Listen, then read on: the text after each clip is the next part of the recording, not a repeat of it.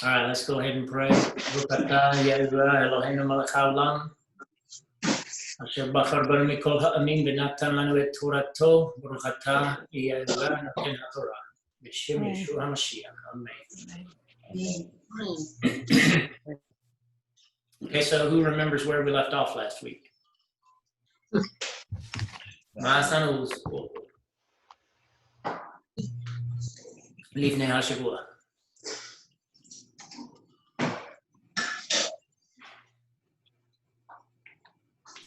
Anybody?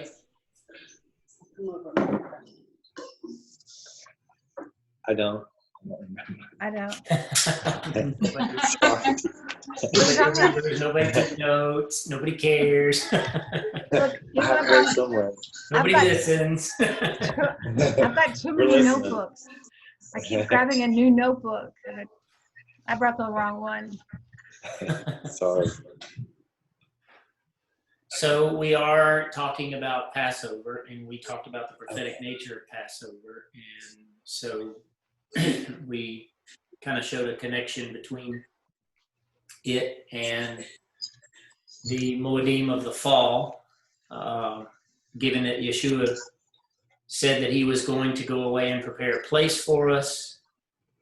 And if I go away, then I will come again and bring you to where I am, that where I am, you may be also. So I believe that that was sort of the conversation after the ketubah was signed. What is a ketubah? Oh, yeah. It's the wedding certificate or something. Yeah, it's the wedding contract between the father of the bride. It's the wedding contract. It's what we would call a betrothal. It is a betrothal. In the Hebrew, it's erusin. And so it is a betrothal. And so a contract is signed, and then Yeshua said, and sealed between the bride and the groom and the father by sharing a cup of wine. And of course, Yeshua had done that, and then said that he was going away to prepare a place for us in his Father's house. And of course, his Father's house is where? Heaven. Absolutely. Heaven. It's in heaven. And so there are so many people in the Messianic community that do not believe that anyone will go to heaven, that Yeshua will just come back and rule here on earth. And there's some of them that don't believe that there is a Sheol. I mean, there's all kinds of weird stuff out there. So, and so we talked about, because of that, we had questions, and we talked about the Yovel cycle and how it sort of maps out our future. And but again, we're trying to focus on Pesakh and the prophetic nature of Pesakh. And so since we do that every year, I just wanted you to see how very significant it is. It is a reminder of the fact that we are betrothed, that we are virgins waiting on their bridegroom. So going on from that, tonight we're going to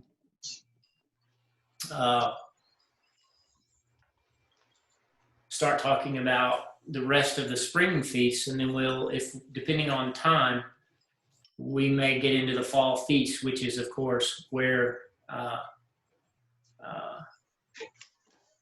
all of us are kind of zoomed in on right now because of what's going on in the world. So, any questions, comments before we dive into that? You started to talk a little bit about Noah, and were you going to say that the Chederim are like the Noah's Ark was to the people of Noah and his family and animals? I think it's very similar, absolutely. As a matter of fact, if I'm not mistaken, I'd have to go back and look at the text, but let's just do that. Let's go to Bereshit chapter, neighborhood of 6. It might be in 7. So let me look.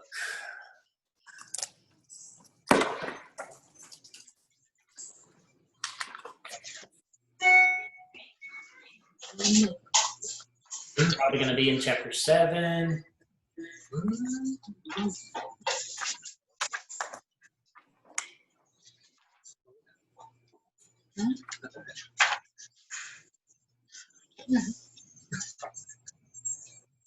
Yeah, let's go ahead and look at this. Even though I think this is kind of, I'm going to go ahead and mute you all because of the noise level. So if you have a comment, just raise your hand. You can push a button in order to raise your hand. Let me go ahead and share my screen.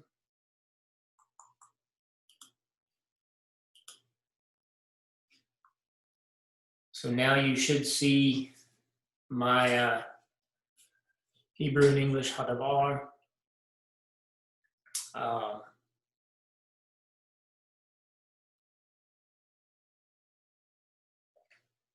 So you should know the story or be somewhat familiar with it. Elohim comes to Noah because he was righteous, and he shows him grace, and he tells him to build an ark.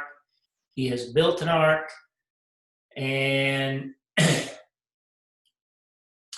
for yet 7 days, and I will cause it to rain upon the earth 40 days and 40 nights. And Noah did according to all, and Noah was 600 years old.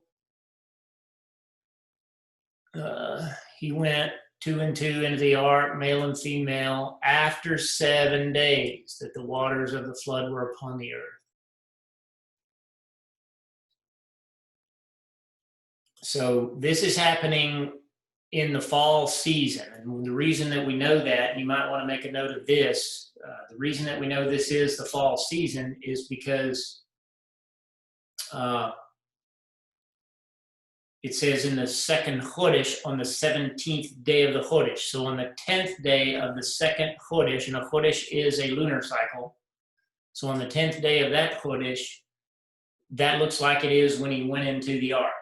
And so, and it says that Elohim shut the door himself. So Noah and his family and all the animals got into the ark, and God himself shut the door. And then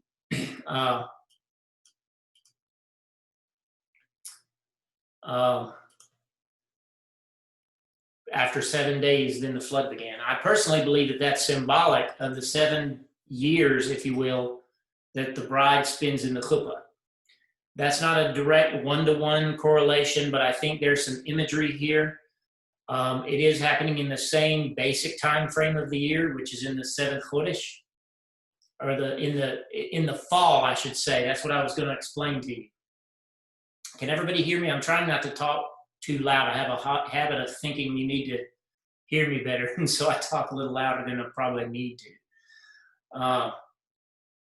So this is saying the second Chodesh, and I'm telling you it's in the fall. We read last week in Shemot, Exodus chapter 12, how that God made that first Chodesh, or the one that they were in, he made it their first Chodesh, and we looked at the fact that it was the Chodesh of the Aviv, and Aviv actually means spring.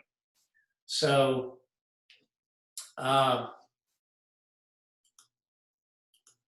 trying to figure out my controls here so I can better see what's going on.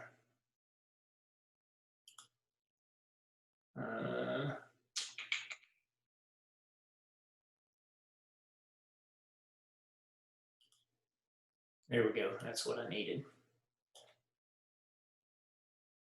Okay. Somebody raise your hand on your computer so I can see if it works. There we go. Thanks, Gayla. Thanks, everybody. I'll do one more thing, and then I'll get back to where I was.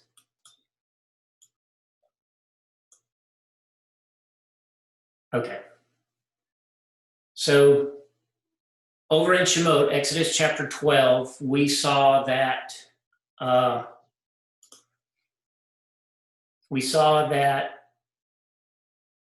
Elohim made that Chodesh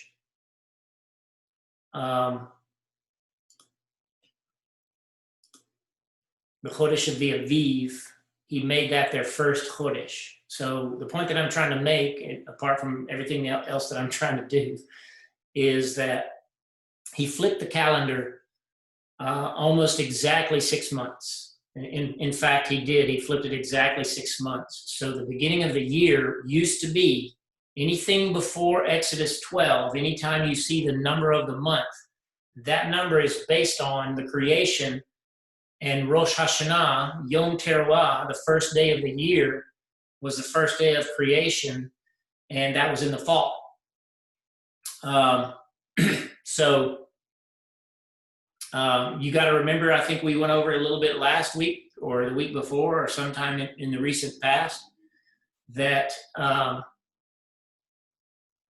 the earth was watered from beneath. The environment was very different, okay, before the flood. But all the way up to, across the flood, up to Exodus chapter 12, if you are talking about the number of the month, it is relative to the first month being in the fall.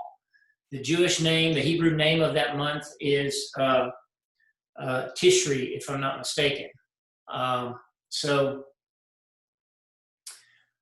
when he flipped the calendar, that made the fall the month that you're seeing here, the second Chodesh, would actually be the 8th on the new calendar. Now, you have to understand that our Jewish people still track time according to the fall being the beginning of the year. In Judaism, there's actually 4 calendars. And one of them is a calendar for the feasts, and it's called basically the religious calendar. One of them is the civic calendar, which is the one that you will see on the newspapers in Israel. I think we talked about it. They're in the year 5880 right now. That calendar has the first month in the fall at Yom Teruah. Rosh Hashanah, the beginning of the year, is what Rosh Hashanah means. So the religious calendar starts in the spring, and the first Chodesh, the first month, is the month that Passover is in. Okay? There's 2 other calendars that you don't really need to know about. One of them is relative to the agriculture and the planting of trees and when you can harvest their fruit, because the Torah says not to eat the fruit of a new tree until it's produced for 4 years. That's irrelevant to us because we're not in the land. We don't, we're not, it's not obligatory for us because we're not even in the land. We can't do it. We can't tithe off the increase of our harvest. Most of us don't farm anyway. So, and then I can't remember what the 4th calendar is, but nonetheless, it's there. The main thing that I wanted you to see is that I've often talked about the relationship, the corollaries between the 2 seasons, and hopefully you're beginning to see that. So, if you remember, there are some corollaries between the 2 seasons. There's 7s involved in both seasons. Passover is a week, a 7 of a feast that is 7 days long, and in the fall, Sukkot is a feast that's 7 days long. How they're opposite: a 7-day feast begins the spring feast, and in the fall, the 7-day feast ends the fall feasts. So it's almost like they are mirror images of each other. The fall season is shorter than the spring season, and the reason for that is because in the fall you're actually harvesting, so that's an opposite, whereas in the spring you're actually waiting for the growth, but you're harvesting a different crop. You're harvesting the grains in the spring, and you're harvesting the trees and the nuts and the grapes, all the fruits in the fall. So there's some relationship between the 2 sets of feasts. So I want you to understand that when this says that they were in the ark for 7 days, it was actually during that fall season that they were in the ark before the flood started, and it started in the second Chodesh. Okay? Is that a corollary? Is that an allusion to going into the cheder and the chuppah? Yes, I do believe that's exactly what it is. Because what did it say in Yeshayahu 26? And you guys can speak. You can all hear me now. You can speak. I don't have to wait for you to type, hopefully. what did it tell us about going into the cheder / chuppah, going to your chederim? What did it tell us about that over in Yeshayahu, Isaiah chapter 26? Anybody? Unmute yourself and speak if you remember. Is it until the indignation has passed? Until the indignation passes over or has passed, absolutely. Mhm. Okay, so what is indignation? Well, in that context, I think it's the wrath of God. That's actually absolutely what it is. I mean, you get if you have an outburst of anger, you're accused of indignation. So that's exactly what it is. And so I do believe that is symbolic of the tribulation, where the wrath of God is poured out for 7 years. Here it's poured out for 40. Okay, but it begins after 7 days. I do think that this is sort of, it's setting a precedent. What's the precedent that God is setting with this?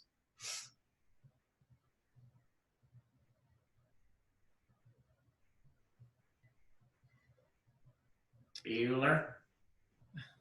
Who is Mueller? Not Mueller, Bueller. Bueller, okay. Ferris Bueller's Day Off. Oh, okay.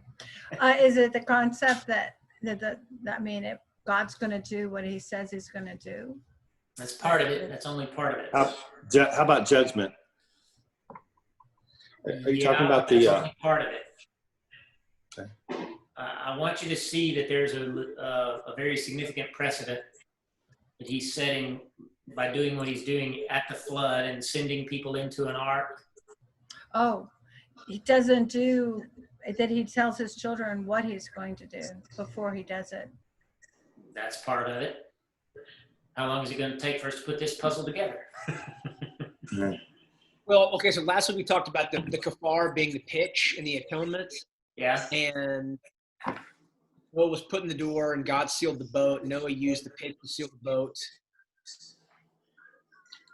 I got nothing else. Is it the nuts all? Yes, he's setting a precedent that he does not punish his people with the wicked. He rescues his people from his own wrath. He is a just God. It's like, any child that ever had a parent that was unreasonable, such that when something went wrong in the house and they didn't know who did it, they spank every child. That's ridiculous, right? A good father doesn't punish all his children when there might be one of them that's innocent, that didn't participate, whereas the rest of them tore the whole house up. Maybe he wasn't even there, wasn't even involved in it. You get what I'm saying? God doesn't punish people unjustly. Okay, so this is setting a precedent that he rescues people, and so the foreshadowing here, this I do believe is a picture of the Natsal, even though it didn't happen suddenly. But what did happen suddenly and foreshadows a Natsal in the book of Genesis right before this? The destruction the of wrath of God, the wrath of God being poured out. No. Was Sodom when he rescued Lot? No, that's after this. That's much after this. Oh, yeah. He warned them. He warned them.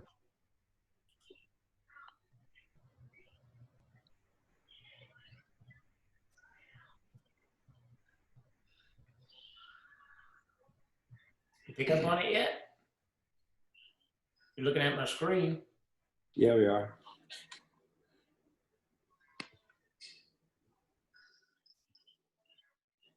You talking about Enosh? No, I'm talking about this guy right here.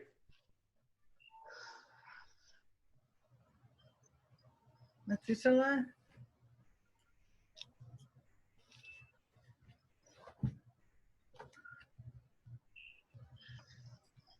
Are you reading it? Can you see me when I highlight my text? You should be. Yeah. Enoch was just he just was just snatched up out of there. We don't see a record of him dying or anything. We just see that he was there. That He was not taken. there. Exactly. Yeah. And that's not taken in the sense of death. Let's look at it in the Hebrew. This is in verse 24. Ki lakach oto Elohim. God took him. Lakach. He took him up. Okay, so that to me is a picture of an atzal. And look at what he named his son. Does everybody know? And this is a bit of a rabbit trail, but since we were on it last week and we're on it again, does everybody know the translation of these names in this chapter, Bereshit chapter 5? Is everybody familiar with that? No, please. I've forgotten it, but I've heard it before. That would be tell great. us. But not. All right. So what we have here in chapter 5 is the righteous line of Shem. If you don't know it, Shem is the father of all the Semites. That's where the word anti-Semitism comes from. The Semites are the Jews and the Arabs and the Jordanians and probably some of the other Middle Eastern peoples directly around Israel. So those are all Semitic people. Okay? This is the righteous line from Adam to Noah. And these are the generations of Adam. I want to show you something because we looked at the generations last week. If you don't remember, we looked at it over in Genesis chapter 2. These are the generations of Adam. Do you guys remember that? And I told you last week, Yes. I'm pretty sure it was last week, that word toldot was spelled fully. Well, here it is not. So here you have a picture of a man who's gone missing. These are the generations of Adam. All right, I'm going to back up because I want you to see this.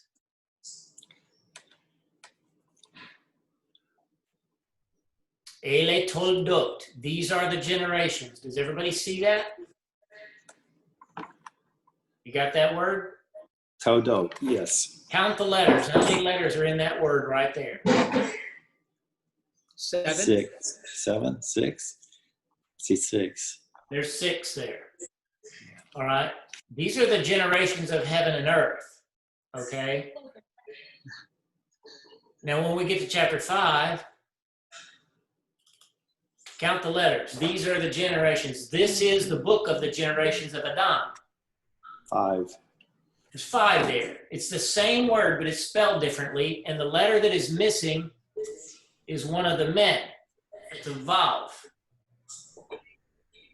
One of the meanings of vav is an upright man, a righteous man. Okay, it means nail or fastener, but it's interesting to me that it's spelled differently. First of all, I'm pretty sure Moshe could spell, and I'm pretty sure that God was inspiring him.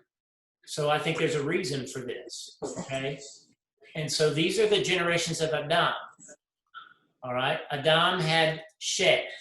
So write down, if you're taking notes, Adam simply means man. Blood, right? Shet is his son. This is what most people know as Seth, S-E-T-H. In Hebrew, it's Shet. Just 2 letters. It's the last 2 letters of the alphabet, Shin Tav. All right? Shet means appointed.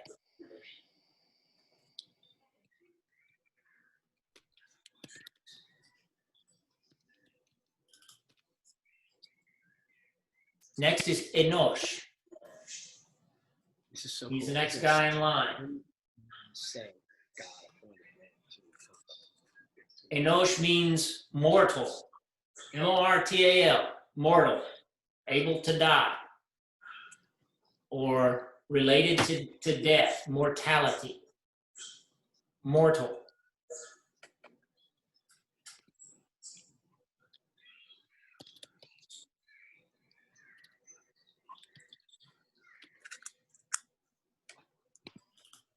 Next one is Canaan.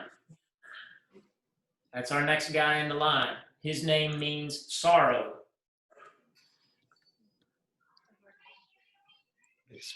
spell something. Is everybody with me? Yes. Yeah. Daniel, I've seen this before and I love it. And I'm just going to keep my mouth shut because this is beautiful when this all comes together. Mahalalel is after Kenan, and Mahalalel means praised, or the one who is praised of God, or something to that effect. Blessed of God, praised of God.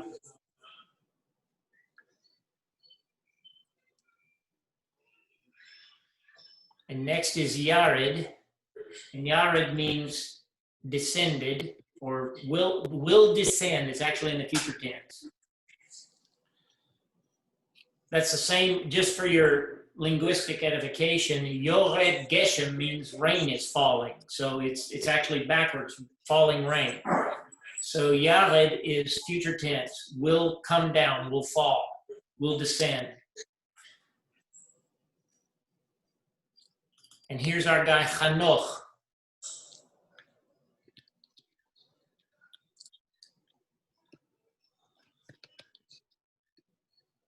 And that means teaching, instructing, guiding.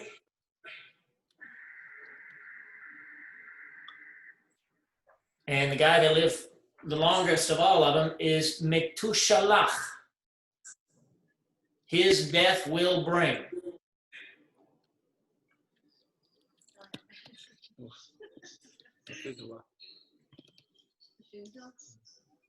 Metu being his death. Shalach will be bring or send.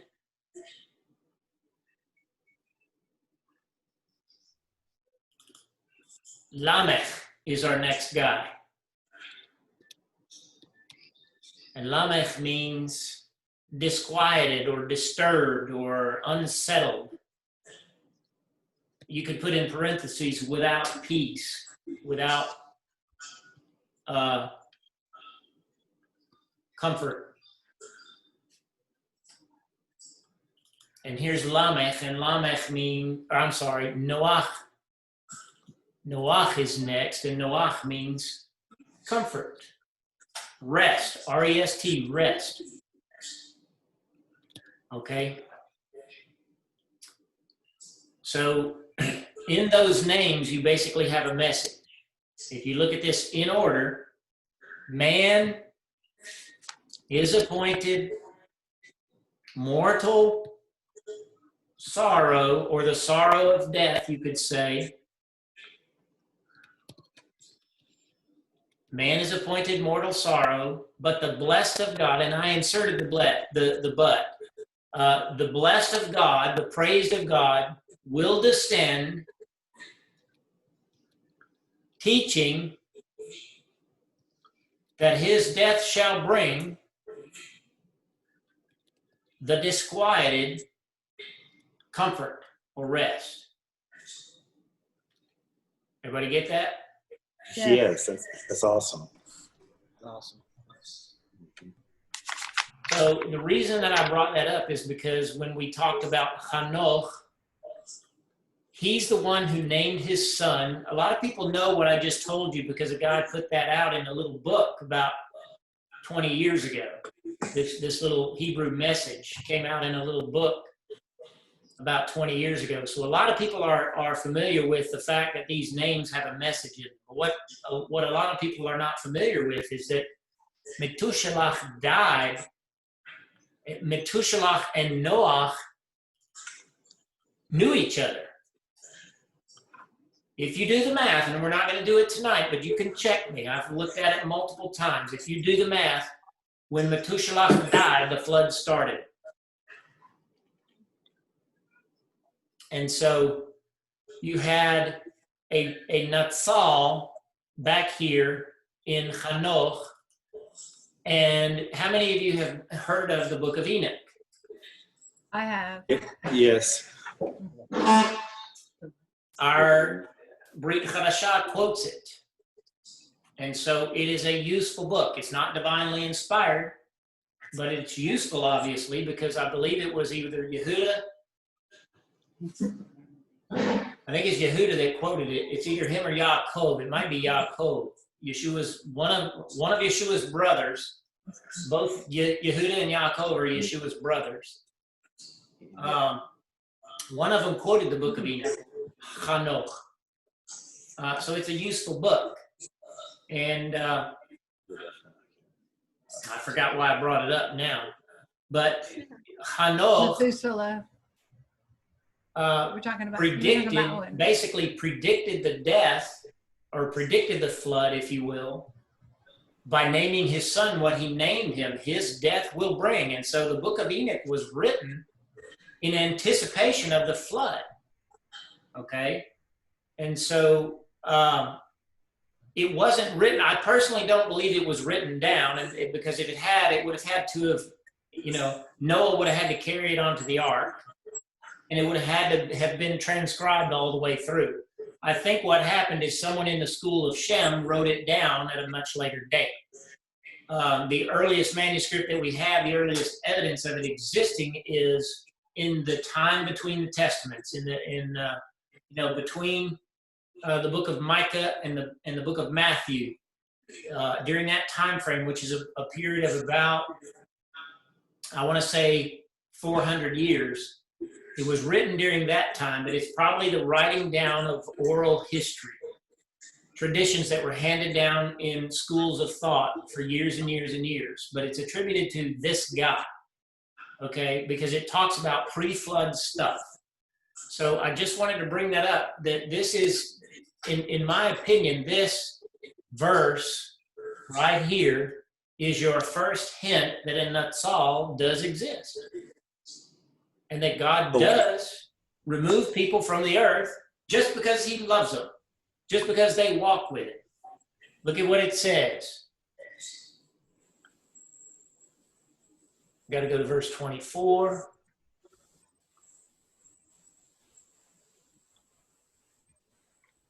Vayithalach Hanoch et ha-Elohim. Yithalach. And Enoch walked with Aleph Tav, which is a picture of Yeshua, God, and was no more, ve'enenu, because God took him. Okay, so I personally believe that that's the first hint about a Natsal. So this, in my mind, and of course this happens, if I'm not mistaken, roughly 400, 600 years before Noah. You can actually do the math and figure that out. It's a good exercise to do. Like I've said, I've done it multiple times. So I just wanted to bring that up. It's a bit of a rabbit trail, but I think because of what we talked about last week and already talking about it this week, it was maybe a good thing to do. So why is the book of Enoch not considered inspired scripture? Who knows what it means to be inspired? Who knows what the criteria are? Anybody? Can you name any of the criteria that are necessary for us to consider them inspired? My wife said one of them. It has to be consistent with the other that is accepted. Say it again. Consistent with what is accepted already. That's part of it. It has to be consistent with the rest of Scripture. What else? Has to be revealed by Yah. Say again. By the Ruach. Has to be revealed by the Ruach. How can you determine that? I mean, there's a guy named Bartholomew. There's a book attributed to the disciple Bartholomew, but we don't have it in here. How can we determine that? And again, I don't want to make this a rabbit trail, but all these other books that have been removed by the Catholic Church, I would assume, what makes them not, I guess that's my question. Why are those not scripture? They actually have good reason, and they don't, so they follow the criteria on those books, but they don't follow those criteria on the books that they added back, which are 5 other apocryphal works. So they're not consistent in determining canon. So the Protestant congregations have decided that the canon is the same thing that the canon was for the Jewish people, and I believe that Yeshua establishes that for us. But we need to determine. In a sense, you were right, Joe. But basically, what I was trying to get you to see is that what Jim said is what you said, but more legitimate in regard to, because we have to come at this from a human perspective, because it matches all the other books, okay? What is significant about all of those other books that is not significant about Enoch? Does that have anything to do with prophecy and whether or not it came as predicted? Maybe Yeah, I take take it away. doesn't- yes. He was not there to like defend it or, you know, talk to it or teach it. There's no proof that Enoch wrote that book. I just told you when it was probably written. The earliest proof of it, the name attributed to it can't be proven, and Enoch wasn't seen as a prophet. Enoch never did anything to show us that he was a Navi, which would be what you're talking about in regard to having the Ruach HaKodesh. I keep looking at you. It's over here and our camera's over here. So the criteria is that there needs to be other witnesses. This is what my wife said. There needs to be other witnesses that the book existed. There needs to be a known author who was a prophet. And that's where you get the divine inspiration from, is the fact that he was a known prophet. Okay? There has to be, those are the two main things, because we want to make sure that what we are reading is divinely inspired. We have no idea who wrote Enoch, because Enoch was taken. How could he have written the book? You know, it doesn't mention that he wrote the book, whereas almost every other book tells us who wrote it. Are you with me? Yeah. Okay. A little bit of a rabbit trail, but I think it was a good lesson anyway.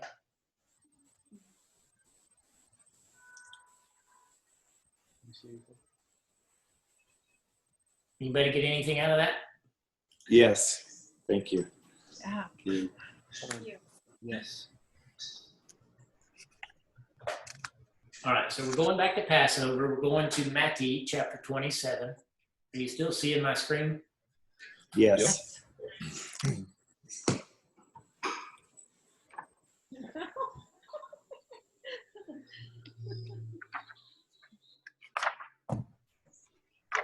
So I think we might have already established. Admittedly, I didn't have enough time to get a good preparation done for this evening. I mapped it out, but I didn't have a lot of time to come in here and make sure that I was ready like I like to be.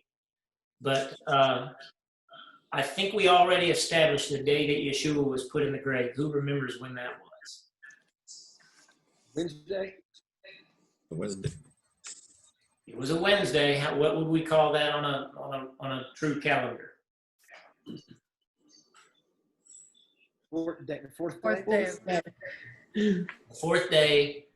In the evening. Excellent. Somebody's holding up the image. Fourth day. The fourth day at evening, he was put in the grave. And so what is the significance of that? He rose from the dead on Havdalah and not the first day of the week. Okay, yes, but you're getting a little ahead of us, because what I want to talk about specifically is so we said that Passover it was foreshadowed by the killing of the lamb on the selecting of the lamb on the 10th day and the killing of it on the 14th day. What happened on the 15th day? Which would be our fourth day, the 15th day of the month, the fourth day of that week. 15th day, the Pharisees had their Passover that they had moved. They were doing on the wrong day. Now, I'm not talking about what the Pharisees did. I'm asking what was prophetic in the Torah about the 15th Leaving day. Egypt. What is that? Is that the first day of Matzot? That's the first day of Matzot. What is significant about that day? Didn't they leave Egypt? That's the night they left. And they left at night under a full moon, the 15th day of every Chodesh. Do yourself an exercise if you've never done it. The Chodesh, it's either coming up. I think there's one coming up. I'd have to check a calendar. But when you get the chance to spot the Chodesh, go do it. Write that day down. Wait for 15 days. and see what the moon looks like. It's going to be 100% full on that 15th day. It'll look almost full on that 14th day. But on the 15th day, that's the day of every lunar cycle that the moon is 100%. And so they had the light, the great light of the sky at night to walk out of Egypt under, because they left at night. Okay? So how did that foreshadow Yeshua? Did it foreshadow Yeshua in any way?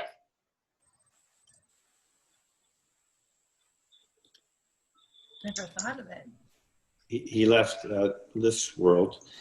He left this world and he went into darkness, didn't he? Well, yes, he did. Well, What else? What is Joe? Matzot?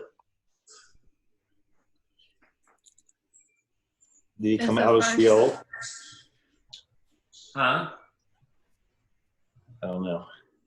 Is it, does it have anything to do with first fruits? Not yet. We're talking about the day, the 15th day. Matzah. It's unleavened bread. It's unleavened bread. What's significant about that regarding Yeshua? His body was unleavened. There was no sin in it. That They was were, Sure about that? For us. he'd never committed sin. He was sinless. When they put his body in the grave, are you sure about that? He had sin on him until he was Oh yeah. resurrected. Oh yeah. He had all our sin on him. Oh, okay, yes, that is correct. 'Cause he What did bore we our just sin. understand? I missed it. Yeah, I apologize, I missed it. Yes, he bore our sin. Matzah is indeed unleavened bread, and so you had the beginning of matzot, of eating matzot the night before. Yeshua had his matzah on the 14th, and he shared that matzah as his body. So before the sin was heaped on him, he shared his body with the congregation, and we, in a sense, go back in time to that moment when we confess Yeshua. And any time that we need our propitiation of sin, we go back to that moment. And I believe that that's a very literal thing, that we transverse time to get to that moment in order to receive the body of Messiah, and to ingest it in order to have our sins expiated. But when Yeshua went into the grave, what did they have to do to eat matzah for the next 7 days? What did Israel, on a practical level, what did they have to do? Had to get rid of all the leaven in their house. They've already done that because they had to do that before the 14th. Excuse me. Eat all the lamb, and I think. I had to do that on the 14th. I'm talking about the Okay. 6 days going forward. They've eaten matzah for one night. What do they have to do for the 6 days going forward? Make more. Make more. Put it in the oven. Pierce it. In order for it to cook, because it's unleavened, it won't cook through if you don't pierce it. If you just make a ball of unleavened bread and you roll it out and you don't pierce it, it doesn't cook well. And of course, it was grilled on a grate, so it had stripes on it, and it was pierced. And of course, that's symbolic of Yeshua's body. Okay, and so we imbibe that for 7 days, and then we celebrate his resurrection, which we get to. But I just wanted you to see that there is some symbolism about that 15th day itself. And so the 15th day, starting on Wednesday night, we are actually celebrating their departure from Egypt. What does that represent? Being free. Redemption. Redemption. Redemption came the night before. Okay. The Omer? Yeah. It's being rescued, delivered from bondage. So their bondsman was Egypt, right? Yes. Because they partook of the unleavened bread the night before, only because they did everything according to the instructions of God, that's the only reason that they are able to make more matzah, to have food to eat on this long journey, so that they could leave and not be under bondage anymore. So the celebration of the night of the 15th is all about remembering the freedom from sin, from bondage. And our bondage is to our sin. Okay? So that is a commemoration of Yeshua setting, because he was there, of him setting Israel free from the bondage to Egypt. That's what it says over and over in the language over in the Shavu'ot, in the book of Exodus. It says over and over, and in the Psalms when it recounts those events, because you were slaves in Egypt and I freed you from the bondage of Mitzrayim. So I brought you out and I freed you from their bondage. There's one of the Psalms we do every week that says that he removed the burden from his shoulder. What is that representing? That's the weight of our sin. Their burden was literally bricks and stone and straw and clay and all of that stuff that they used to make those things. That was their burden. That was a literal burden. But for us, it's our sin. Okay, so he set us free from the bondage of sin.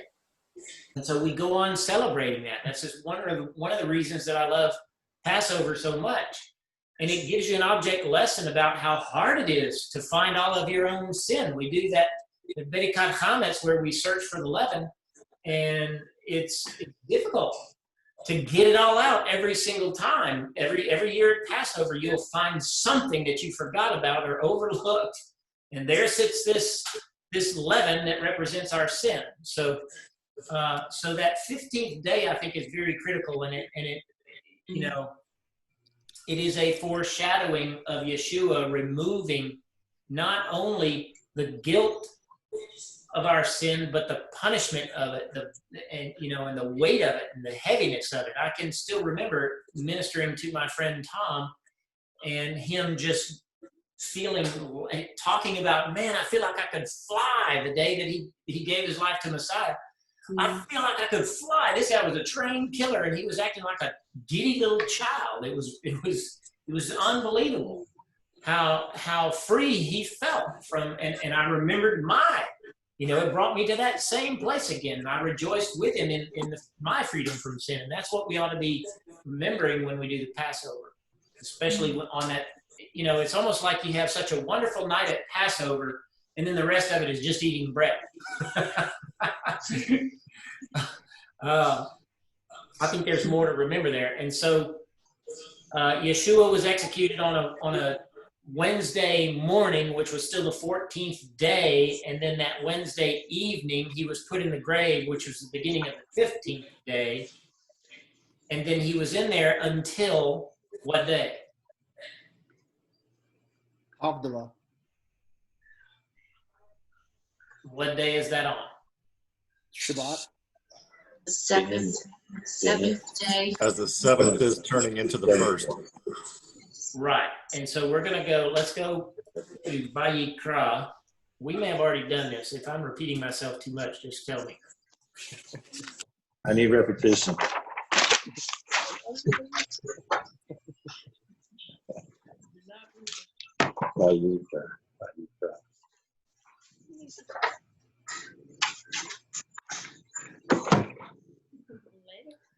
Because I want you guys to be able to understand this and articulate it.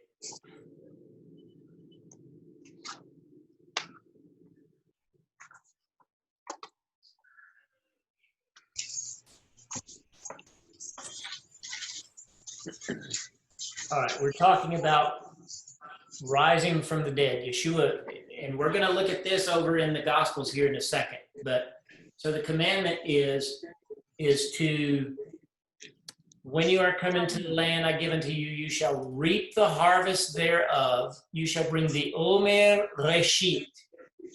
That is the first wave sheaf of barley. The first. Reshit means first. That's this word right here. The Omer is a wave sheaf.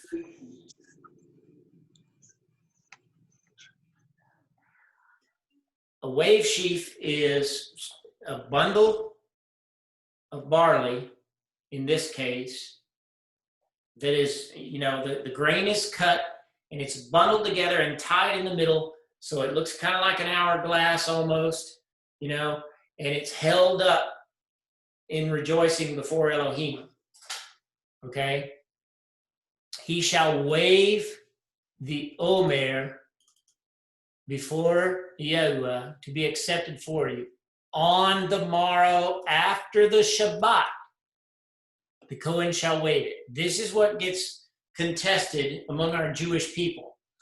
And so I want to show it to you in Hebrew.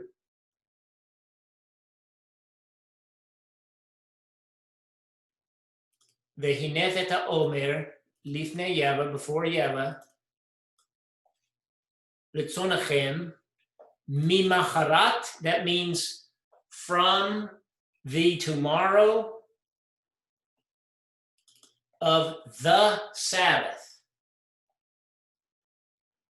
That's an important word right there, because it'll read, I'm just going to show you, or I'll have to, I won't be able to show you, but I'm going to, Mike can find a way to show you.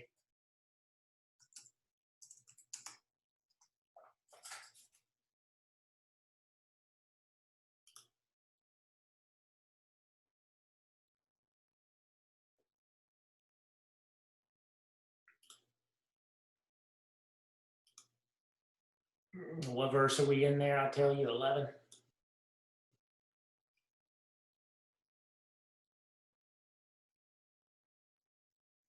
Well, it actually says it pretty plainly, even in the Jewish translation, on the morrow after the Sabbath.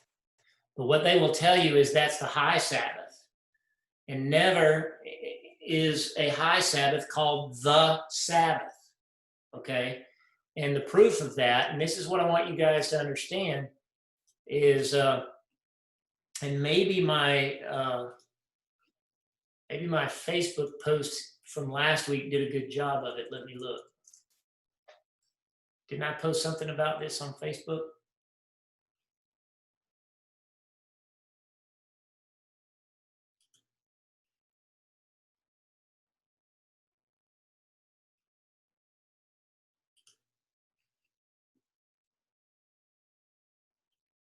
Where? Daniel, how can we get a hold of this, or is it possible to get a hold of this version? Because I mean, it seems such a beautiful version. So we're not contaminated reading the old King James version.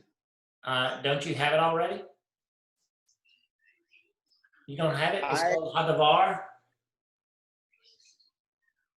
It's been sent to our group. Has it? Okay. Just get with me afterward and we'll make sure you have it. Thanks, bud. It doesn't have the Hebrew in it yet. So right now I'm special. I'm the only one that has this one. Because I haven't finished it yet.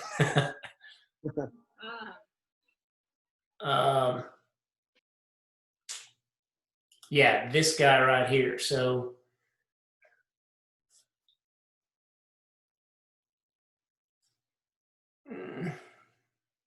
no, I don't think it goes over it. Never mind. But what I want you to understand is Yeshua, his dying on a Wednesday afternoon and being put in the grave on a Wednesday night, and they're having their Passover Seder on a Wednesday night through Thursday night, and the Jewish people believe that the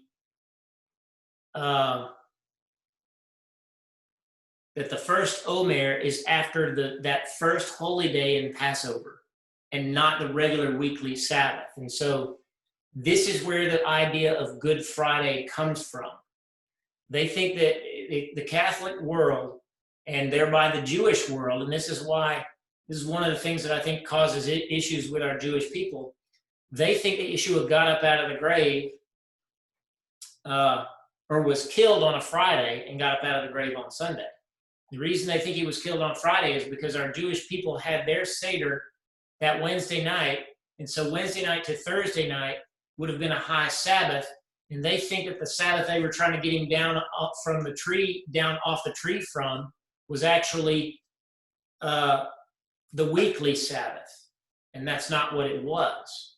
It was trying to get him off of the tree for the holy day of the first day of Passover, because they didn't have it until the 15th, and so they they had to race to get him off the tree so that they could keep the Passover. And it actually says that. Okay, so that's why there's issues with when. So if you look at a Jewish calendar, if you go to hebtal.com, set up all the feasts and look back this year, because again, this year matches Yeshua's year, then you're going to see that their first Omer, that they started counting the Omer, the weeks of the Omer, on Friday, if I'm not mistaken. So we will always count it on the first day of the week because of what it says right here. On the morrow after the Shabbat. Okay? So this is critical to understand. So that's why we believe that Yeshua had to have been executed on a Wednesday afternoon and put in the grave in order for several reasons. First of all, to meet that criteria that he was in a grave for 3 days and 3 nights. He said it plain as day, just like Yonah said, as the Yonah was in the belly of the great fish for 3 days and 3 nights, so will the Son of Man, me, Yeshua speaking, be in the heart of the earth for 3 days and 3 nights. He had to fulfill that. And secondly, he came out of the grave on the day that they should have been waiting the first Omer. And that would have been Saturday night, with the Omer being waved that following day, which is still the same day in the Bible, right? Is everybody with me on that? I know it's tricky, but does everybody have it? Yeah, can I ask a question? Sure. When you mentioned about the Passover, the unleavened bread, which was the holiday that they weren't supposed, that they were trying to get him down before the holiday came in, before the feast came in? In their mind, it was the night they were having their Passover Seder, because they moved it from the 14th to the 15th. Okay, so this is where they got it flipped. Okay. So I'm just gonna, let me see. I'm gonna do a stop share here, and then I'm gonna share.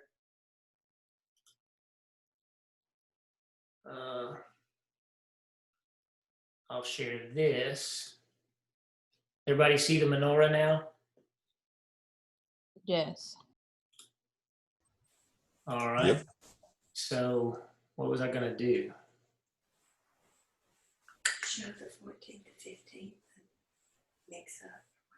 So while you're doing that, the actual high Sabbath, I guess the 3 pilgrimages, it's actually the Feast of Unleavened Bread, isn't it? As opposed to it actually being Passover? Well, so matzot is called the Chag, okay? So, but matzot can refer to all 7 days of Passover. And you see that in the Brit Chadashah text where it actually says the Chag. Usually when they say the Chag, it's talking about all 7 days, okay? And so, because that's what you come to Jerusalem for, is the festive occasion, and the whole thing is the festive occasion, and you have to be there on the 14th in order to have the lamb. So, is everybody watching what I'm doing? I'm watching. Yes, we do. All right, I'm setting it up. This is how you would determine your own parsha, the portion that was being read at the time of your birth. This is how you would do it, except for instead of putting this year, you would put your birth year. We're not going to do that. I want to show you how close but different Pesakh was this year between us and the Jewish community at large, including most of the Messianic community. So especially if it's a Messianic congregation that is started and run by Jews, they're going to do it this way. So they're not following the scriptures, because look at what this says right here. What does that say? 14th of Nisan. The 14th of Nisan. This year, their calendar accidentally, because you got to remember, it was a calculated calendar. It accidentally fell on the right day because we held our Passover Seders on the 8th of April, didn't we? Anybody remember? Yep. So their calendar was right, and they even call it Erev Pesach, but they didn't hold their Seder until this night. So they acknowledge that the 14th is Passover, but they don't do their Seder until the 15th. Now look at this. 1, 2, 3, 4, 5, 6, 7, 8, 9 days are labeled Passover. How many days does God say to celebrate Passover? 2. 7. They've labeled 9 days associated with Passover. Do you see that? So what they did is they got confused sometime between Ezra and Yeshua. They got confused. And the Pharisees decided, well, we're God, so we can make it whatever day we want to. We don't like doing it on the 14th. We're gonna kill the lamb at noontime when we have plenty of time, we can relax. That's when we're gonna do it.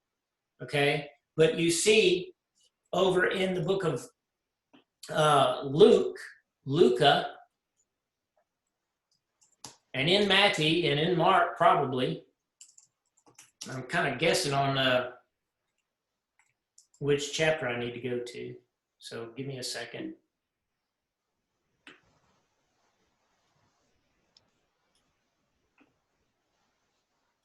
Why does it say 8:40 Havdalah on the 16th there? Was that? So it's April 16th.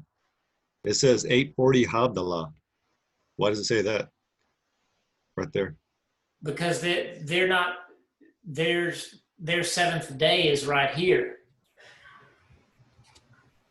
And so they're doing a Havdalah for a high day. Remember, day 1 and day 7. Yeah, But look, this is the 14th. 1, 2, 3, 4, 5, 6, 7. That's actually the 8th day. They're calling it number 7. This is why everybody's confused. What's the Hebrew word for confused? Avel. Bavel, Babylon. Okay. Learn that. Thank you. So,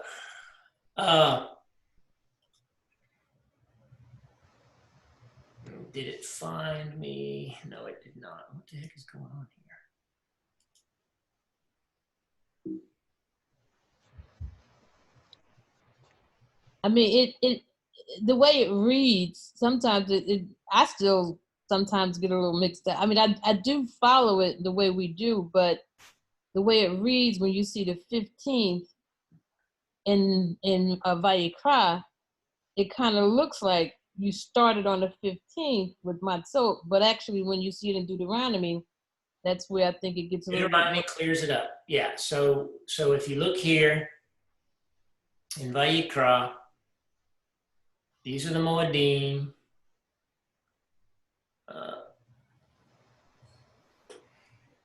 Okay, in the first Chodesh, on the 14th day of the Chodesh at dusk is Pesach unto Yahweh. So to me, that says a mouthful. This is when you keep the Passover Seder. And on the 15th day of the same Chodesh is Chag Matzot. Okay, so that day celebrates the deliverance from Egypt. The deliverance, the redemption, happened on this night, but the day they walked out is this one. Okay? Daniel, do you have Havdalah up? Because we're still seeing the calendar. Say again? Do you have the Havdalah up? The calendar? Yeah, let me Yeah. fix that. Let me fix that. I'll just solve this problem. You just get to look at everybody twice. Okay, so do you see my Devar now? Got it now. Okay. On the 15th day of the same Chodesh is Hamatzot unto Yahweh. And then it immediately turns around. You got to remember, in a Torah scroll, there's no punctuation. So ignore the punctuation altogether. 7 days you shall eat matzot. That's where our Jewish people get confused. is because they think that they should start on the 15th day, and that's when they begin counting their 7 days. That's why you're seeing what you're seeing here, 15th day, right here. 1, 2, 3, 4, 5, 6, 7. You see they're labeling that day 7? Mm-hmm. That's why they're doing that. And they even added another day. And they're calling this 7th day the 8th day, and they're making that a high day and doing a Havdalah on it. Okay?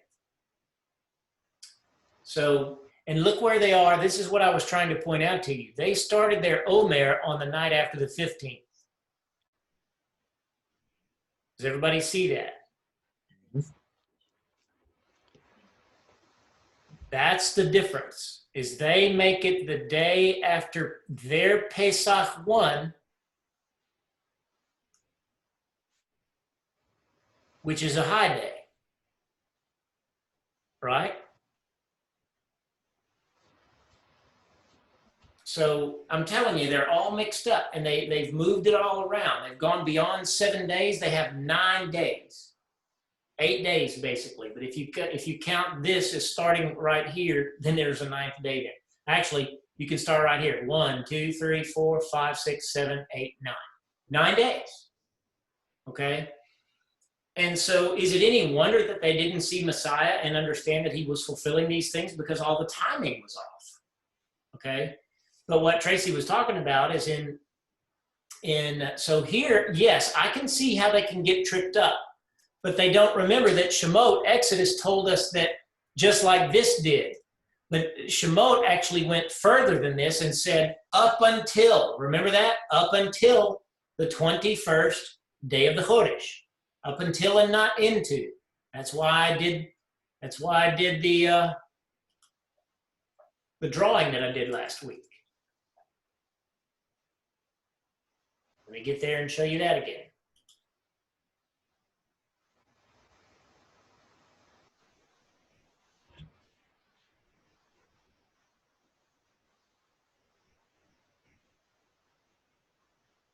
This guy right here. Up until 14, 15, 16, 17, 18, 19, 20, up until the 21st. Not into it, up until. So you eat matzah on these days. For 7 days, God clearly says. Do we need to review Shemot chapter 12, or is everybody comfortable with that? Go with it. Everybody's good? Only Joe? I'm good. Thumbs up. Excellent. Good. Sorry. Good. All right. So but Tracy brought up a very critical scripture to this conversation. And we went over it last week, but we'll do it again. And that's Devarim chapter 16. You shall eat of the chametz, no chametz with it, with the Pesach, with the lamb. 7 days shall you eat matzot. Did that say 9? Nope. 7. Doesn't that say 7? Right there? Yes. I'm just making sure, because the Jewish calendar said 9 days. Okay, let's look at that. Therewith, so that means even with the Pesach Seder, that they're with. That's right. They're ignoring the fact that they're eating it with the Pesach Seder, okay? And they're doing their Seder on the wrong day, all right? Shivat Yamim, does everybody agree? Anybody that speaks a modicum of Hebrew, that word right there means 7? Anybody? Is it familiar to you? Yep. Shabbat. 7. That's right. It looks just like the word for Sabbath. That's the word, the 7th. 7 days. Yamim. 7 days you will eat. Those 3 words are in that one word right there. You will eat. It's not an option. You will eat matzah for 7 days. All right. So, and what Tracy is talking about is it gets cleared up even better. 7 days shall you eat matzah, even the bread of affliction. For in haste. So that's what the 15th day is celebrating. You came out of the land of Mitzrayim. Remember what I said. You're free from bondage. You left Egypt. So that's symbolic of us leaving Egypt, leaving behind our sin. All right. There shall be no chametz in your borders for 7 days, starting on the 14th. Neither shall you eat any meat, blah, blah, blah. Salt and honey. Just a little salt and There shall you sacrifice the Pesach offering at dusk, at the going down of the sun, at the season that you came out of Mitzrayim. Roasted it in place, eat it in place. So we're back to talking about the lamb. You shall turn in the morning after you eat the Passover and go into your tents. So that night is over. When you get up the next day, 6 days shall you eat matzah. So you've had this first day, 6 more days, not 7 more days, not 8 more days, not a total of 9 days, a total of 7. To me, it's as clear as a bell. Does anybody have it better understood now? Yes. I look at it as they're forcing an issue, like taking a puzzle piece and trying to force it in there to make it fit, when clearly it doesn't.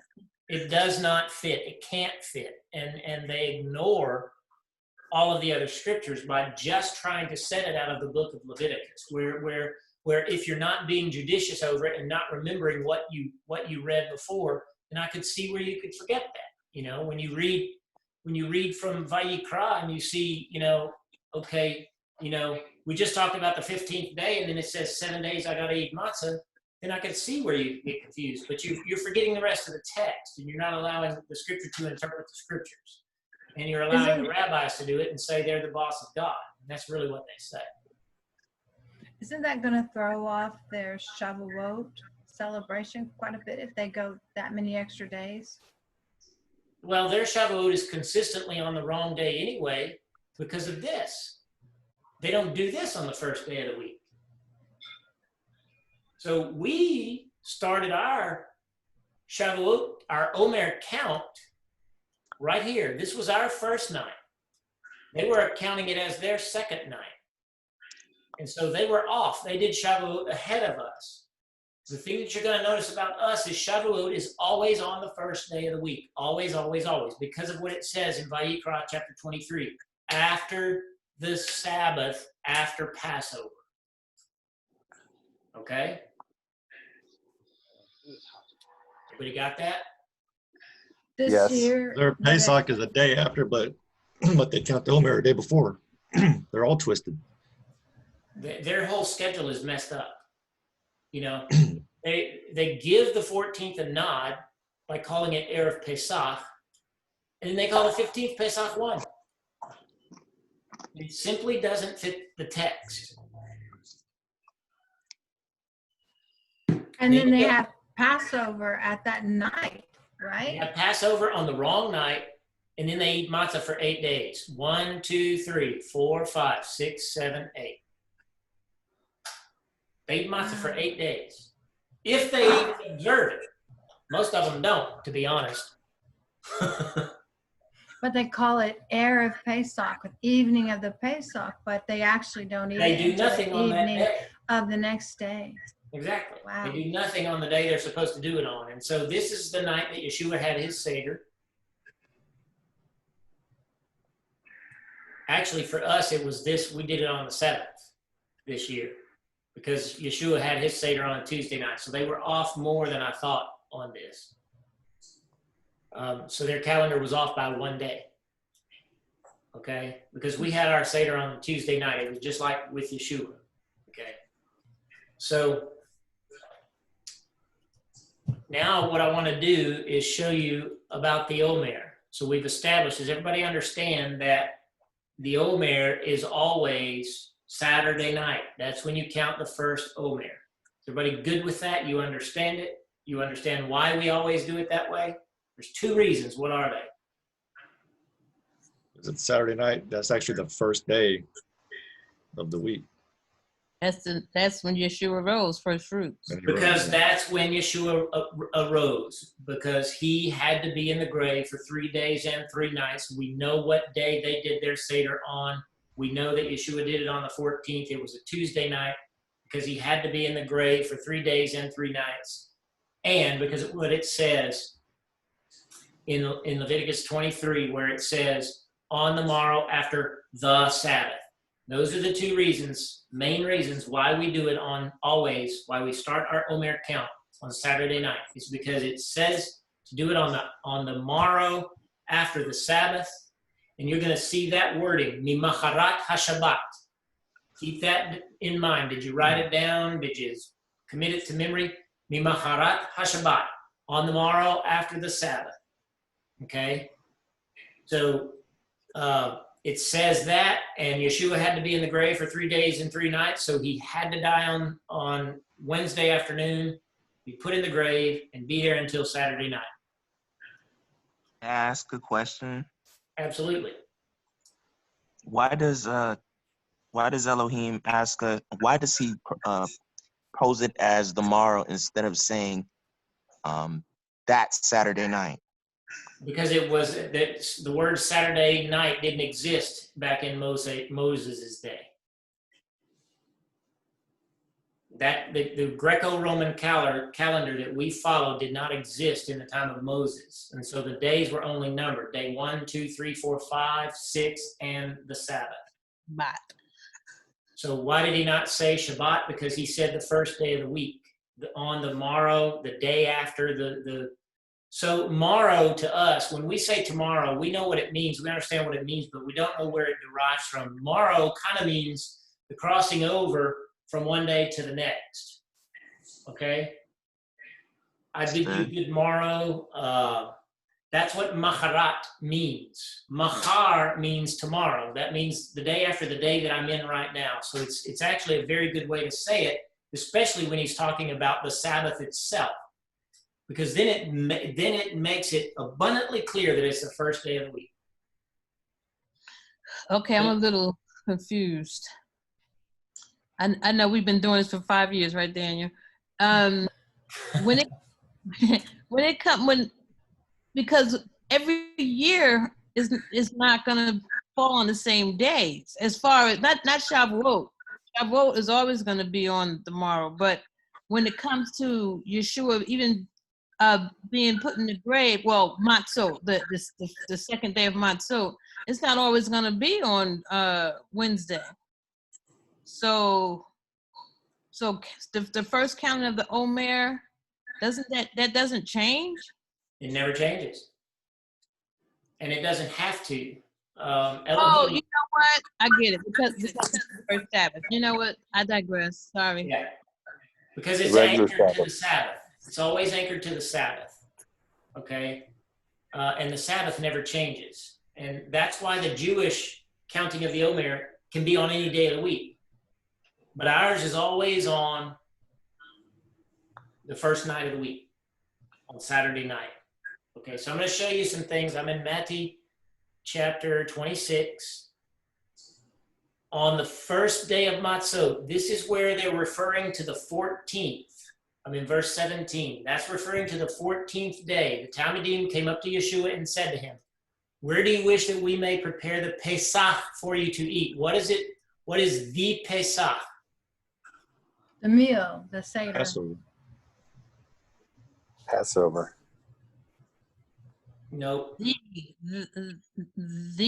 definitive article, meaning the high Sabbath? Nope. The Seder, the meal. Close. It's the lamb. It's the lamb itself. Okay.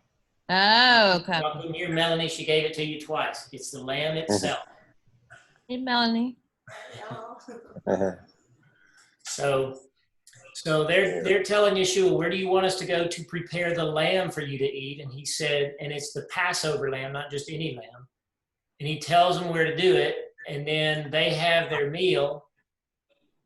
And they go out into Gut Shemin, the garden of oil, or the vat of oil, I should say, the press of oil, Mount of Olives.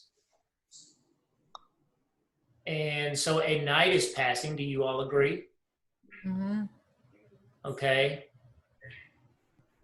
And you all know that, somebody cut off somebody's ear, and then they arrested Yeshua. This is way late at night.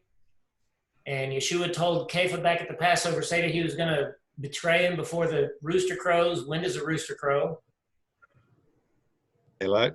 Dawn. In the morning, right before the sun rises, right at daybreak is when a rooster crows. So that I'm proving to you that they had their Seder and they went all night, right? Just like it says.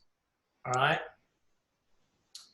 He gets arrested, and so now he's weeping bitterly because he heard the rooster crow. So it's morning time, right? So we're in chapter 27. It's morning. And they took counsel concerning Yeshua how to put him to death. So they bound him and took him to Pilatos. And so this is going on during the day.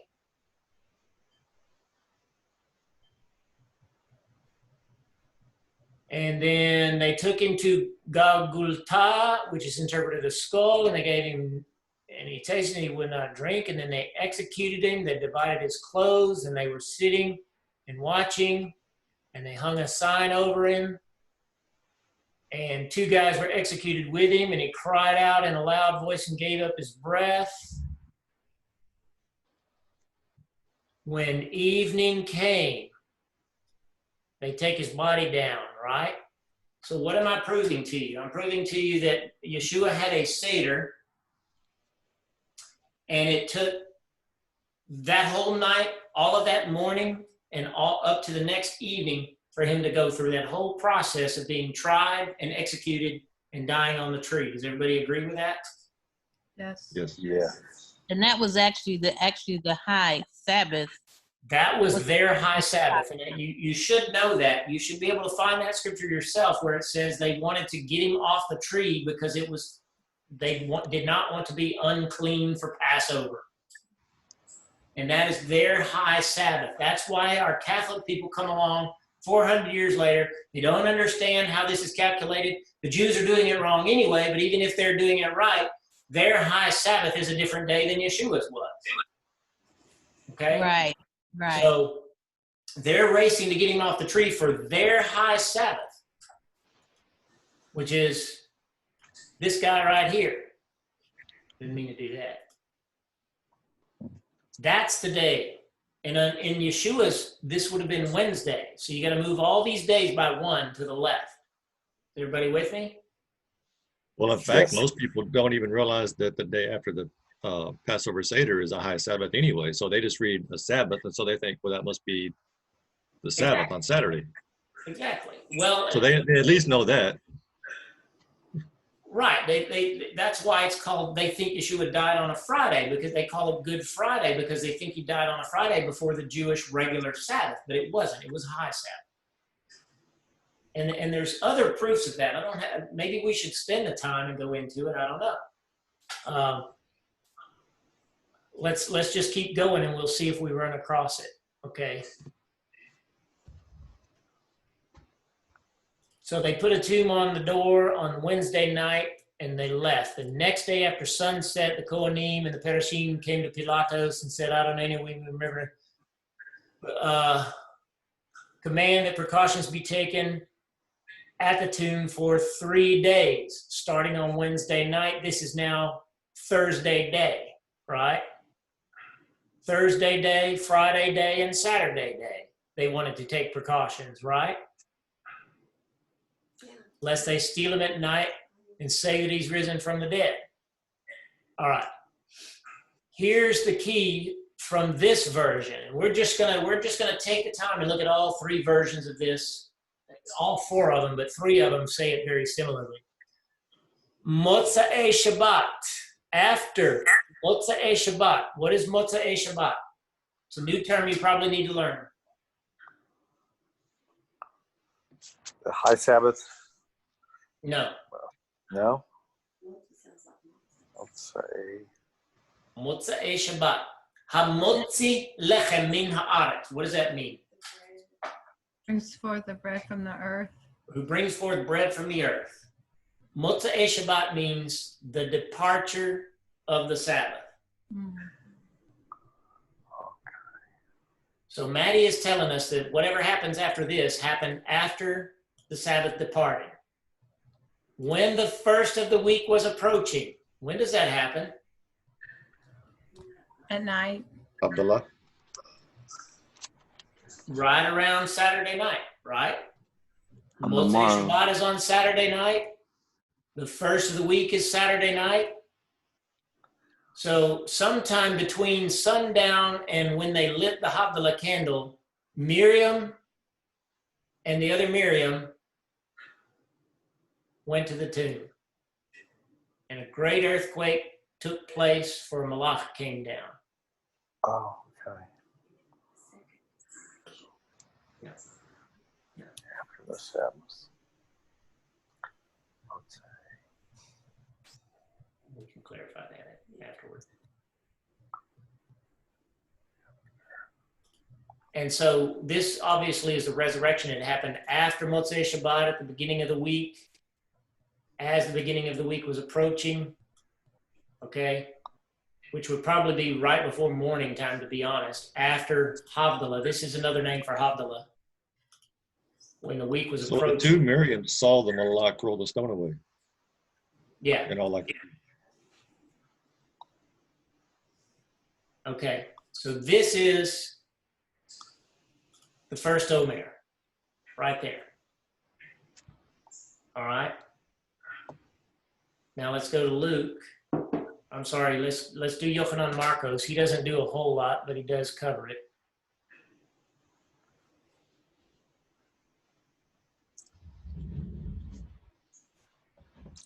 Here's another instance. I'm in Yochanan Marcos 14. This is Mark. On the first day of Matzot, when they sacrificed the Pesach, his Talmudim said to him, "Where do you wish that we go to prepare the Pesach for you to eat, the Passover lamb for you to eat?" And it's basically the same exact story, all right? In the morning, so we've gone through the whole night here. That's what you're seeing up here. And in the morning, they took counsel together, just like Matthew said. Then they try him. And they brought him to Golgotha, the skull. It was the third hour when they executed him. Who knows when the third hour is and what the three is relative to? The third hour. Is that 9 when o'clock? sun rises? It would be 9 o'clock. The second watch. Both of you are right. It's 9 o'clock in the morning, right? Yes. Starts at 6 a.m., I think, right? Yes, the watch is, well, the hour counting does start at 6 a.m. Okay. And that's Roman reckoning. That is not Jewish reckoning. That's Roman reckoning right there. Okay? Actually, the Jews may have done it the same way. All right. So Mark doesn't give us a whole lot. They executed him. At last, he appeared in the.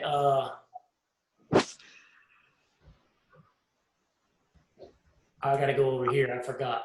Okay. When the 6th hour come, so when is the 6th hour? That's when he died. Noon. roughly noon. Huh? Roughly noon. That's No. about 3 o'clock. This is 3 o'clock in the afternoon. That's when he died.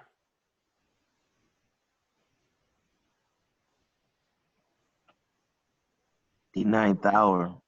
Yep. So Oh. 9. Until the 9th. Oh, at the 9th hour. Okay, yeah. Yeah. At noon there was darkness. At the 9th hour he cried out. Okay. There you go. It's 3 o'clock in the afternoon. And he died. And when it was evening before the high Shabbat. Now I had to put that in brackets because it doesn't say that, but we understand that. There came Yosef of Ramatayim, an honorable counselor, and that was the guy that put his body in the tomb, right? They saw where he was laid. And now look at the way Mark wrote it. And when Shabbat had ended, Miriam of Magdala and Miriam, the mother of Yaakov and Salome, bought spices. This is the big one. A lot of people overlook this. Why did they wait until after the Sabbath to buy spices? And what Sabbath do you think that is? That'd be the high Sabbath, and they had That's to wait that high because they Sabbath. had So what day of the week is this? That would be Friday. This is Friday. This is critical proof of the timeline that we're talking about. If they had executed him on Friday, they would have had 0 time to buy those spices. Why? Because it's a weekly Sabbath. Can't buy stuff on Shabbat. Can't do it on Shabbat. They put him on the tree. If you go by the standard Catholic way of calculating it, they put him on the tree at sundown on Friday. That's the Sabbath. He didn't get up, according to them, until Sunday morning. Do you think spice sellers are going to be up and doing their business on Saturday night at about 3 a.m? No. No. This had to be Friday. That right there is maybe the best explanation. Huh? That's the best explanation. That's the best explanation I've ever heard for why it had to be Wednesday to Shabbat rather than Friday to Sunday. Right there, you can't buy unless they had spices handy, just chilling in the pantry, waiting for this to happen. Then you're right. That they wouldn't have had time to do all that. This would never have been accomplished on the traditional timeline. It disproves the Jewish timeline, and it disproves the Catholic timeline. It proves our timeline and ours alone. That's the linchpin right there. Okay? But we're going to go ahead and go to Luca anyway because there's different language, slightly different language.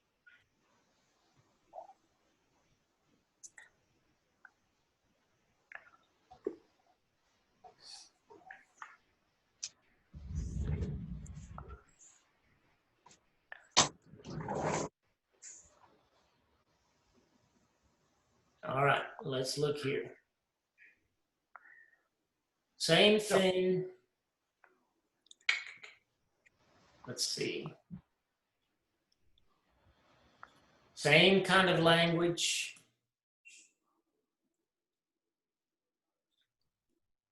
It was customary to kill the Pesach lamb.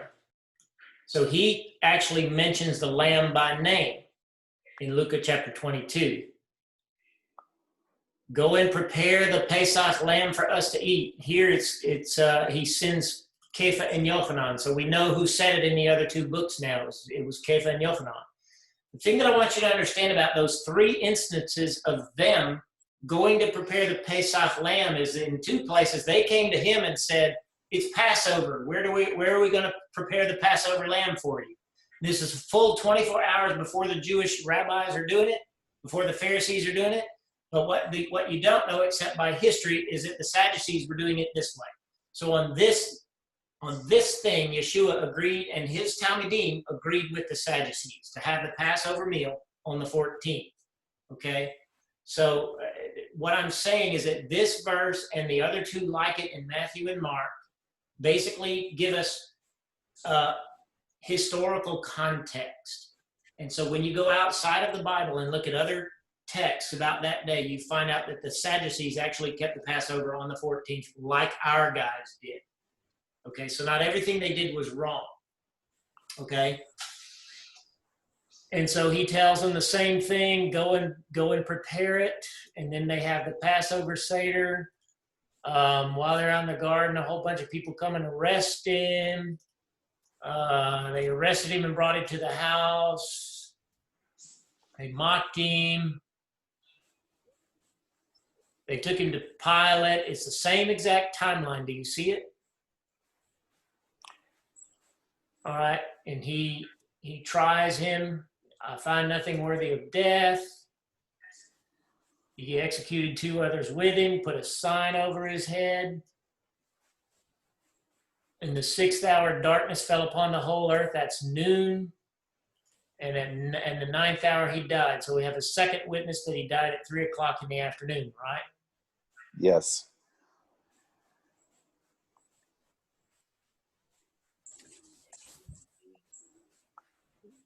All right. Now, they saw to the tomb where his body was laid, and they returned and prepared spices and perfumes. Again, if this was their high day, they wouldn't have been able to do it. And on Shabbat, they rested as commanded. That's the regular Sabbath, I believe. Because they've already When you bought put the two spices. together, you can put the two accounts together, and you can clearly see that had to be a Friday. Exactly. Yes. At the beginning of the week, before dawn, while it was still dark, they came to the tomb and brought spices. So this was early on Saturday morning. And Yeshua was, if you go on and read this, you'll find out Yeshua was already out of the grave. He was already gone. You mean Okay. Sunday morning? Sunday morning, yeah. I'm sorry, Sunday morning. Yeah, Sunday morning, yes. Thank you. Yeshua was already out of the grave. He's gone. They're getting there well before dark. If you look at it in the Hebrew text, it almost says deep dark. You know, that means that the sun hadn't even come up above the horizon in a distance yet. Okay, so, and of course, we all understand we're running out of time, and I guess it was a good diversion to do this, but we all understand that this is the celebration of the resurrection, right? That Yeshua is and this is the first Omer. So what is the first Omer?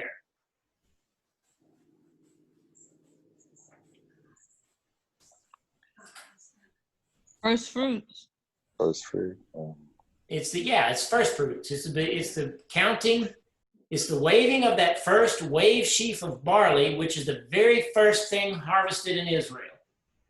Because it blooms so early. It can be barley or flax, but it's typically barley. But barley and flax both bloom 2 weeks, or ripen, I should say, 2 weeks before Passover, or start to ripen 2 weeks before Passover. By the time of Passover, they're ready to be harvested. It's harvested in the first bundle. That's what an Omer is brought before Yah by the high priest and waved, okay? When do you think that waving would happen? Yom Teruah? No.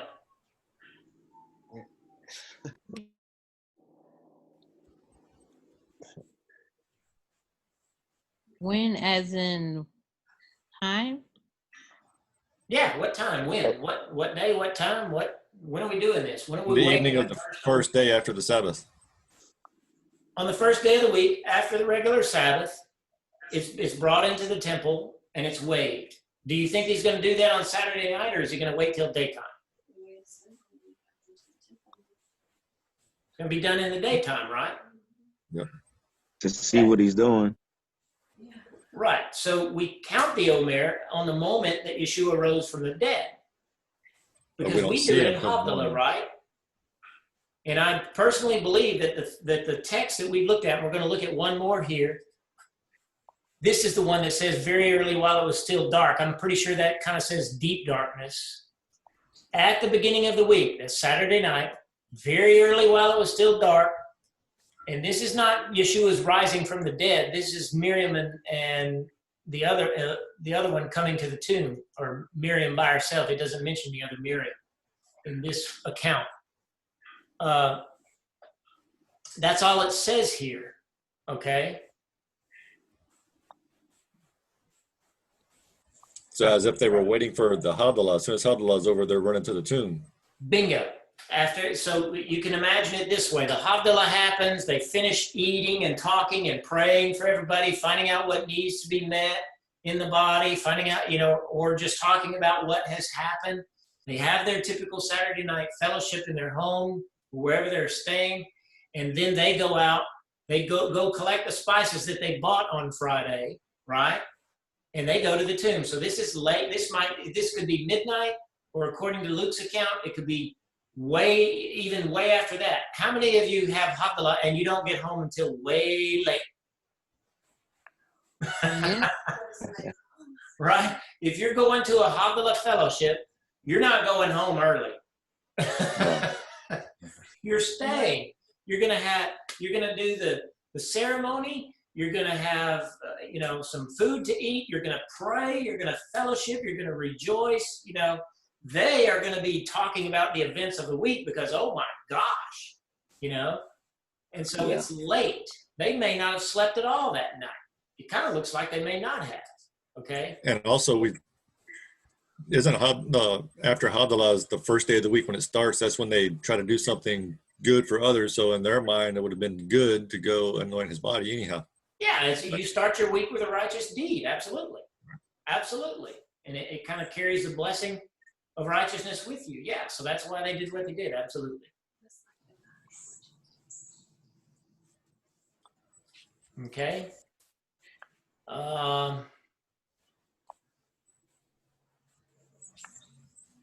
So let's talk about the Omer. Let's finish this off, and we'll probably be done with the Passover season up until getting to Shavu'ot. So the Omer is raised up, is bundled, it's gathered. When do you think it was harvested? It was probably that Friday, right? Or maybe early on the morning of the first day of the week, they went out and got it. Right? Bundled together and lifted up before Yah. Okay? So is there a picture of that in our text, in the Brit Hadashah?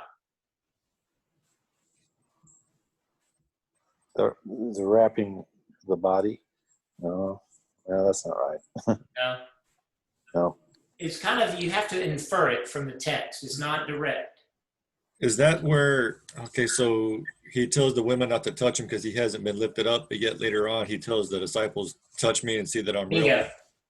When did he tell the ladies, however many there were, when did he tell them, do not touch me? And what else did he say? For I have not ascended to my Father. Do not touch me, for I have not ascended to my Father. Right? When does the high priest say that in Jewish liturgy? Yom Kippur. On Yom Kippur. So this is that overlap that I'm talking about. So Yeshua quoted Yom Kippur rites, because on Yom Kippur, before the Kohen HaGadol goes into the Holy of Holies, he's got the cup of blood in his hand before he goes into the Holy of Holies. He's been bathed. He's had his immersion 5 times. He's got his high priestly garments on. The blood is ready to go into the Holy of Holies. He says, do not touch me. I have not ascended. Okay? So Yeshua was basically giving them a hint that he's about to make atonement. All right? And so that's in the morning. And then what happens by that evening?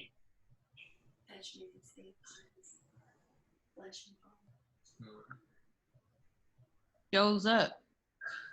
Is that when he goes into the into the room where they are?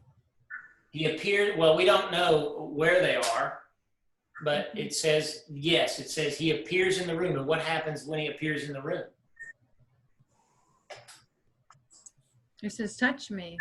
Touch me and see. So something had to happen during that day. What day is that? First Omer. Yeah, it's the first Omer, but what day is it? The first day. It's the first day of the week. Something had to happen. So the implication is that he ascended. He was waved before Yah. He was lifted up before Yah. He had to be. Otherwise, he lied to the girls in the morning or violated the edict that night. Something had to happen that day, right? And so the mystery is that in all likelihood, between the time of having lunch, because you remember there's something else that he did that day, the first day of the week. What else did he do that day? It's when he walked to Emmaus with those two He walks men. to Emmaus with those two guys, and he sits down and breaks bread. He didn't eat the meal with them. He broke bread, and their eyes were opened, and then he vanished. I personally believe that he had to do the ascent before the Emmaus walk. Yes. I personally believe he had to do it before the Emmaus walk, which was by noontime, or, shortly after noontime, or right around that time. So between the morning when he revealed himself to the ladies, then I personally believe he had to go, he had to ascend, do whatever. And you got to remember, it might have taken eons up there for him to do whatever he had to do up there, because he's outside of time when he's in heaven. But then he comes right back into the same spot and time where he left, or a few hours later, right? And then says, touch me and see that I have not yet, or touch me and see that I am flesh and bone, just as you have. Okay? So were there 3 times that he revealed himself after his resurrection? There are multiple times after his resurrection. On that day. There was just the 3 that we know of. We're only told about 3. We don't know what else he might have done. But what we're told is he revealed himself to those ladies. Then he revealed himself to those guys in Emmaus, on the way to in Emmaus. And then he revealed himself to all of the 10. It was 10 because Thomas wasn't there. So on that day, it's 3 times. But the point is the lifting of the Omer, to me, is prophetic about Yeshua going and coming back as the first fruits from among the dead. Because his whole point of coming back was so that they could touch him, so that he could show them that he was raised from the dead. That was the whole point of him leaving, going up, doing whatever he had to do to make propitiation for all our sin with the transaction of his blood, and coming back and revealing himself to his Talmudim to prove that he was raised from the dead. That is the significance of the first fruits. And of course, you know the scripture where Shaul says it, Messiah is our first fruits from among the dead. Okay, so that first Omer is very, very, very significant. And then we start counting. What are we symbolically counting for in the counting of the Omer? Weeks. No. For the return or the giving of the Ruach HaKodesh. Right, which is more first fruits. Okay, so, and we will probably pick up here and do a little bit of review next week, because I want you to understand this thoroughly. The season of first fruits goes from that first day of the week after the Sabbath after Passover. It goes for 7 Sabbaths. Remember, we're counting specifically 7 Sabbaths. And we're also counting weeks, but in order to count the weeks, we're counting Sabbaths. To me, and we'll look at it, we'll look at it next week. God being so specific about it, about counting Sabbaths, also proves that the Omer is relative to the Sabbath and not the regular, or not the high Sabbath. Are you with me? Oh, yeah. Yes. Okay, I'm glad it registered for you. So that when we talk about first fruits, we're talking about that whole 50-day season. Okay? Because there is another harvest. Who knows what harvest it is that happens at Shavu'ot? I told you it's flax and barley at Passover. What's the harvest? I told you way back. It's wheat. The spring is the grain. The bigger crop in the spring is wheat, and it's harvested for Shavuot. And 2 full loaves of bread with leaven in them are made to be waved before Yah on the day of Shavuot, which is also the first day of the week. So we'll pick up there when we start next week. But I want you to think about it and understand. First fruits is technically talking about that whole 50-day period, and the concept is resurrection from the dead. Those 3,000 people who gave their lives to Messiah, who confessed trust in Messiah on Shavuot, were raised from the dead that day. spiritually, right? Okay, so, and they were, and Shaul says this, and I'll try to remember to look at this next week. They were the first fruits of those who trust. Shaul says that. That's good. Okay? So first fruits is not just about the first Omer, and it's not just about Shavuot, it's about that whole season, and there's an anticipation and a building in it. Okay, so we've reached our time. Did y'all get anything out of this? Yes, Yeah. thank you. Thank Absolutely. you, Dana. All right, we're going to pray, and then we'll bid you adieu. Avinu Malkeinu, in the name of your Son, Yahweh Yeshua HaMashiach, we give thanks for your Torah.